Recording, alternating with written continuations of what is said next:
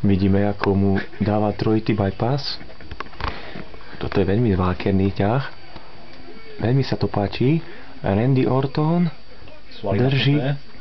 drží, veľmi ho drží silno. Pomohol si tak prd. Natiahol vajca. Drží sa za vajca.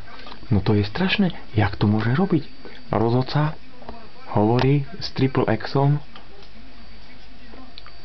ten už deti nebude mať. Triple X leží bezvládne. Má dosť, proste má dosť. Ale on sa ešte postaví, ja mu verím. Randy má problémy s orientáciou. Čo si myslíš o dnešnom zápase, Joe? Poveríme sa na to. Už mu to odpočítava. Neviem, či sa postaví. Čo si myslíš ty? Ja myslím, že sa postaví. Neverím veľmi. To je strašná bolesť, to musí byť, že? Ten si dal asi viac trávia, ako mohol. To musí byť strašná bolesť.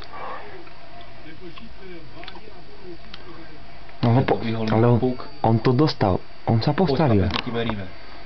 To je neuveriteľné. To je neuveriteľné. Triple X sa dostal. Triple X je naspäť v bojišti.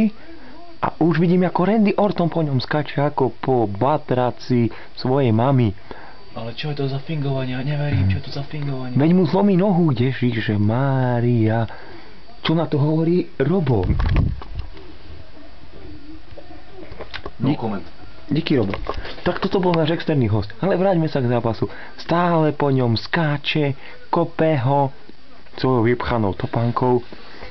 Cíti zadosť učinenie za jeho rodinu. Nasral sa do vlastného hniezda. Zlomil sa sám.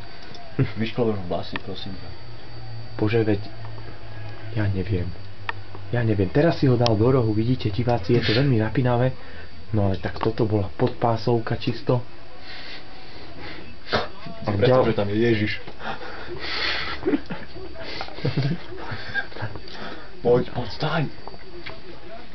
Tak ti verím, poď, staň, máš na to. Randy mu to ukázal. Neuveriteľný zápas, neuveriteľný. 25 rokov som také nevidel. Tá výdrž v tom kopaní, on bol bývalý futbalista. Vedeli ste, že zahral za Manchester United? Bývalí futbalisti to majú vo wrestlingu jednoduché. Vidíte tú iskru v jeho očiach? Brad Pitt. A rozhodca to chytil a rozhodca plače. Strašne ho... neverím. Rozhodca tiež musí byť silná osobnosť. Vidíte sami,